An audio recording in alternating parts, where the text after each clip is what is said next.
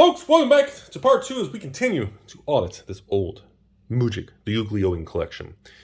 So obviously the state of the world, before we get into this, is a little, how do I say this gently? The state of the world's a little turbulent. As always, it's always going to be something. There's crazy people, good people, bad people. It's just the world we live in, ladies and gentlemen. So today we're going to look at some alpha beta, mostly beta, and Arabian Nights, and a lot of antiquities over here. Discuss a little bit of the current market, and there's been a lot of fear flowing around about, is this going to be the next crash? Magic's been in a bubble for, the last few years, and it's really a record inflation since 2020, and I've heard it. Yeah, I've heard a lot of that. So first, we'll comment on a few alpha cards here, everybody. So we got ourselves a nice little two-headed rare. We got ourselves a beautiful uncommon rod. Giggity. Nice little celestial, some sunglasses, living wall. Don't forget the baby fetus in the middle, baby in the middle of this art that you can never unsee. The red ward, and of course, an uncommon troll. Oh, and a nice little bog right there, and a common Pegasus. So, alpha cards, we're really not going to comment much and discuss in this video very much today. Alpha cards are essentially, in my opinion, look how many alpha cards are in this collection. A handful. And I consider this like really cool. Alpha cards are to the point where I've told you all before, they are just as damn near impossible to get. They're at museum level stuff. It's the very first printing of Magic. It's the first edition, the alpha, blah, blah, blah. And it's just to the point where alpha cards just don't really need any conversation anymore. If you find an alpha common card is like a special thing. That's just where the world is. And no, alpha cards are never going to collapse in value. Doesn't matter if the reserve list is doubled in size or cut in half, or, Hasbro is sold to Timmy's Emporium, and none of that really matters. The reality is alpha cards are at a point where it's just, I consider it over with. I consider it, it is too late. I kind of think that's it. Now, looking at beta cards, this is a little bit different. Beta cards are, it's kind of funny because 10 years ago, 15 years ago, beta cards were the most desirable. Alpha was not. And beta cards are a little different. Beta cards are still, in my opinion, kind of realistically somewhat obtainable. Like beta common cards are not $50 to $100 a piece. You can actually buy beta common cards at realistic prices. Even beta uncommons. We got an Oriflame, and we got a nice little Dwarven demo team. These cards, a lot of these beta uncommons are like $50, maybe rougher condition ones even lower, maybe perfect ones a little higher, but they're not crazily priced. Beta Shatter is very iconic, simple ogres, and of course, Minotaurs, Red Elemental Blast with that nice weird red tint, Ironclaw Orkies, you got the uncommon Elemental. Now again, there are some cards, even like the Dark Rituals, the Sinkholes, there are certain, the Fireball, Lightning Bolt. There are certain common cards that are already becoming very expensive just because it's just kind of a bragging thing for many people to own something original. And of course, Pentagram always has a premium compared to the later printing. There's another Dark Ritual right there. And then of course you got some uncommons and the Glooms and Walls, and back to commons, Fears and Hells, Paralyzed, Skeletons, more uncommons into the Cursed Lands, Death Grips. Okay, we have actually, there's actually a beta rare there. A little Death Lace action. There's another one of the iconic ones, the actual original Terrors. Very, very infamous card there. Frozen Shades, Raised Deads. There's another Gloom for the uncommon. Zombies. A lot of zombies, some Drain Life, little Creature Bond. I think the rest of this might actually be almost basic land. No, we got a little bit more here. We got some nice feedback uncommon, some Forces, Invisibilities, Unsummons. Oh, there's a nice one. We got the old Psionic. Hey, there's actually an alpha merfolk, so we'll put him in the alpha pile. Again, Sonic Blast, the only blue direct damage card you can get. And of course, a bunch of other random things like this. Here you go. Land of War Elves, there's a very iconic piece. Lightning Bolt, even in well-loved condition. Very, very iconic card, even when it is really rough condition. Over here into some of the other ones, Mon Goblins, Hill Giants, and the rest, I believe, are just basic land. We'll talk about basic land for a minute right now. It's kind of a fascinating conversation point. There's actually an alpha right there. You can tell by the corners. So I want to comment to you guys. So basic land for alpha beta. So obviously in 2022, flashy variants of double feature, Crimson, Midnight, the Zen, let's take a little step back here. Zendikar and Full Art Lands and Unsets were the original exciting thing for Full Art Lands. Borderless, unhinged, unglued, and, kind of unstable. These sets always pushed the limits on borderless and more art and less framework, and literally to the point where the last version of the Unlands was literally just all the way to the edge of the card with nothing else. And they were very pretty and very widely accepted because they were very unique. It was special. You saw it originally. If you saw it across the table, you would immediately know it's something cool, something unique and special. Well, in 2022, there are so many variants of extended arts, flashy versions. It's completely imploded upon itself, or nobody cares anymore. Some of the original unglued lands, especially the foil versions, still are sought after by some OG old farts like me, but overall, we've reverted back to alpha beta lands are the only real special thing. All these modern day full art, extended art, this and that, whether it's an etched foil, rainbow foil, full art foil, only certain part of the art is foil, a retro foil with a shooting star. I mean, Wizards did so much of it so quickly, nobody cares anymore. Many stores won't even buy list half the versions of flashy new cards. They won't even buy them. Like there's literally nobody cares. And that's on Wizards. Wizards has essentially remodeled all of us and rewired all of our brains to just not give two Fs about fancy versions of cards because there's so many of them, we stopped caring. Everything became some special version, and it literally just collapsed upon itself, and nobody, anywhere wants it. And that's where we are. That's it. So, with that being said, back to the alpha beta basic lands, I believe the market has shifted back to this is all that matters. So I do believe alpha beta basic lands are going to continue to drift upwards in the coming years, and I do think alpha beta basic lands are still extremely underpriced. I think they should be a minimum of $100 a piece for just basic lands because they are very iconic, they're very special, and they are the original. And Wizards has accelerated the decay of anything that's new and special. They've nuked it. And the flow of money is going to avoid all of these new things. I mean, let me explain something to you all. Even in 2015, okay, when I did my mass box opening for Battle for Zendikar and Oath of the Gatewatch, I ended up cracking hundreds, like, 480, maybe 360 box runs of single cards for mass box openings. And the full art Battle for Zendikar basic lands would sell all day long. I was selling full art basic lands. Remember, you got one in every pack. And there was a time I was selling these basic lands, like four of them for $2-3 shipped. And the foil ones were $5-10 a piece, depending which artwork and sought after. That's how much value people placed in those cards, in the foil versions of certain artwork, and that's how much people cared. And now they're older. They've aged even more, and they are demanded and desired even less.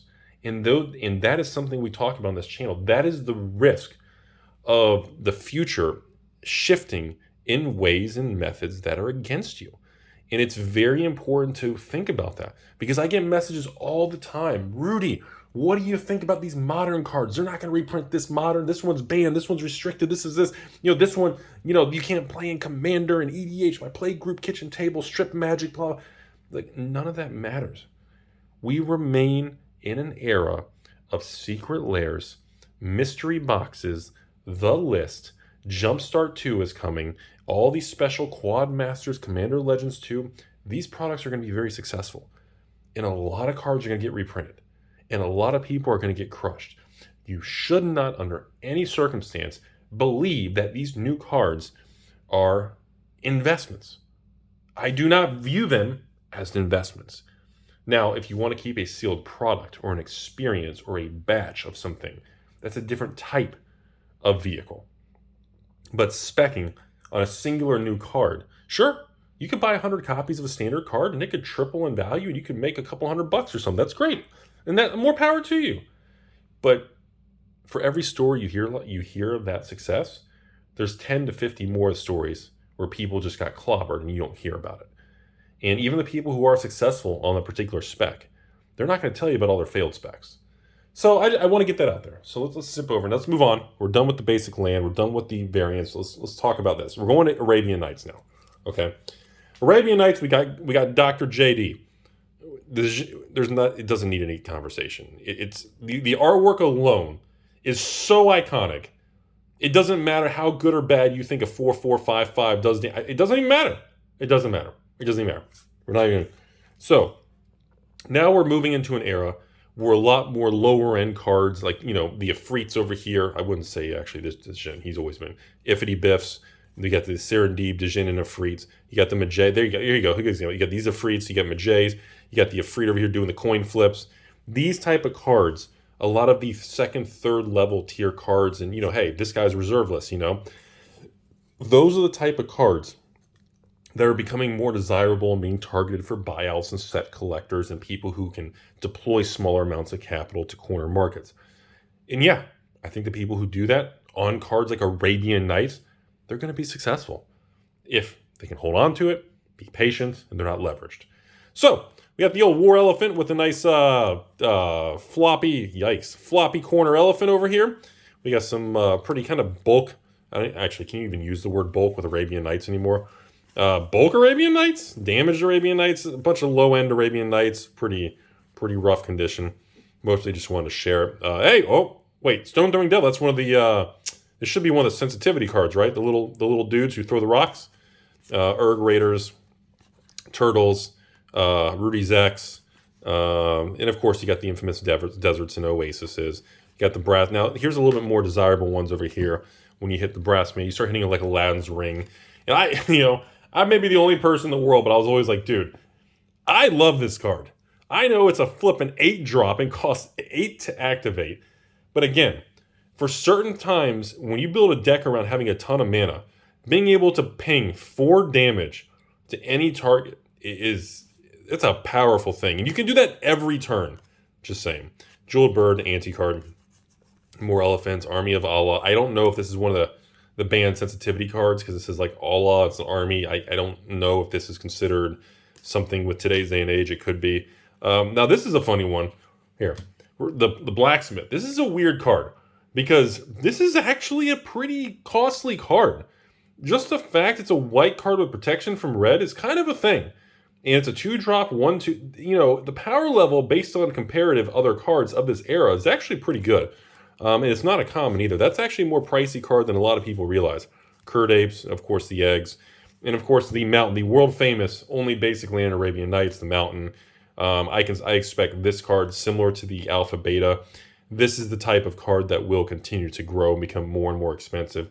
Again, I wouldn't be surprised to see a card like this at $500 a card in the future for a stupid Mountain because it's so historical, special, unique, weird, similar to Alpha Beta lands, So we got some Wolves over here, Sandstorms, we got Twisters, Merchants, of course the world famous Flying Men, 1-drop, 1/1 flyers, Ubalettis, Abilettis, Ibilettis, Ubalettis, finally reprinted. And this is a great example of a card that's not reserve list that still continues to be very sought after. Okay, so conclusion, not to go into Arabian Nights too much. I really want to talk about Antiquities today and Chronicles and Tron Lands. That's what I really want to talk about. But as far as Arabian Nights, the biggest thing is we're not seeing. There's a lot of activity in Arabian Nights in 2022, but we're not seeing the heavy-hitting cards moving. We're not seeing the Djinns and bazaars and libraries actually making the moves. So the headlines, people aren't talking about the headline cards because they're not moving. But what is moving is the little Blacksmith and Mountains and, Ali from Cairo and Serendibs and Djinns and Afrits. These lower tier, non-talked about cards.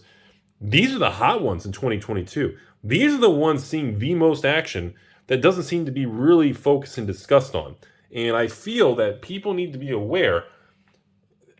People are dumping a lot of money into Arabian Nights, second, third tier, just anything. Anything with the Arabian Night black border with the sword on it. It doesn't matter if it's a common card. I mean, I'm telling you, there's going to be a time, like Alpha, Arabian Nights, there's not even going to be an Arabian Night card. For a while, it was $1 a card, the cheapest Arabian Nights card. But I actually think Arabian Nights is not even going to have a card under $5, under $10, under $20.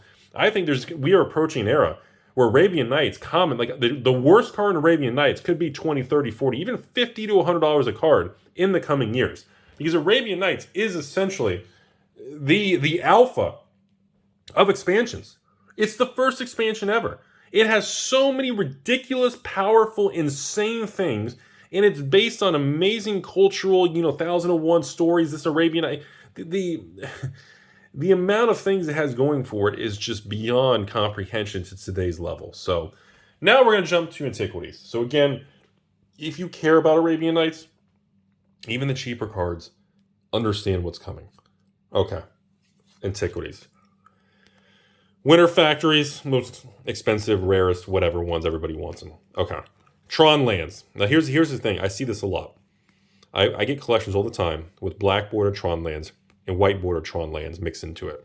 And a lot of people will value them the same.